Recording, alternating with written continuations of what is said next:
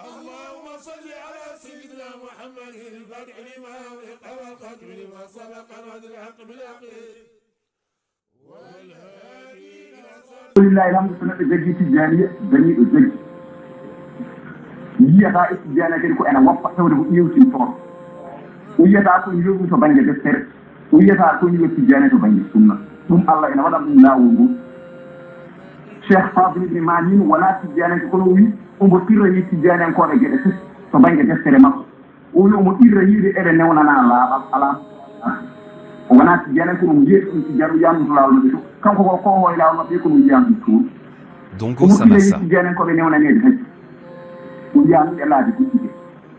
o mu ko yi tijana yon ko wonde ko yi tini mu yam to lawol gongol to na yari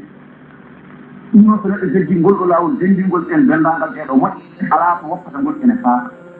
jaggata kono magol ko nesma gol tan jaggat to Allah rasul karamaji ko ganduda suro fa kala ko neddo dabbanno ene magol كما عرج الله وجبت عند هذا مقوي ومن كرامات الشيخ يوم موتتنا الله شغور لنا بالموت ساداتي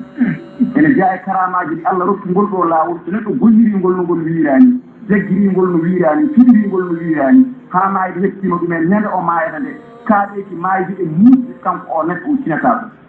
ɗum noon ene reɗi haa yetti hay mo wonaa tijjani kala ɗo salatul fatiri ma woni ngane wirde ene reɗi haa yetti jumumen kasi neɗɗo o wirta to tan wirde e nokku ɗum Dongo Samassa eɗen paama ɗum ɗon kibaruji ɗenni e zamanuji ɗenni neɗɗo so ene maayatno nden gubba ma ko wadde kaaɗeji maayde balɗe sappo balɗe nogas ene dundi e cuuɗi ene setto gila salatul fatiri ma woni ari ene wirde hayɗe wirdetade mbatti ko lelaade ma hay tubaɓe wel ko maayata wassinaka ɗum ko karama mo Allah rokkugol ɗo laawol ومن كرامات شيخ يوم موتتنا الله شغور لنا بالموت سادات hay goto natti dumber natti haqqede tadi kaadi nayi natti yaqqede natti windede ayo fitambu yal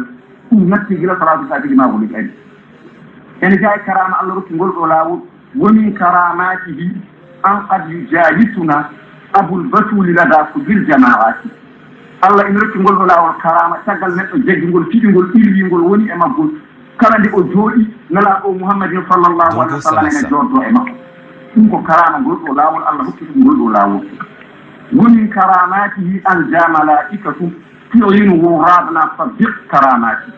ene je ay karamaji ngol ɗo laawol so yimɓe jooɗi men zicra ko malaikaji garata ene piirtoɓe ene mballa ɓe zicrude kala ko malaikaji ɗi dañi e baraji ene tottaɓe kamɓe zicroɓe ɗum ko karama Allah hokki ngol ɗo laawol so tawi ɗum yiitetaake e laawol gongol so wona ngol ɗo laawol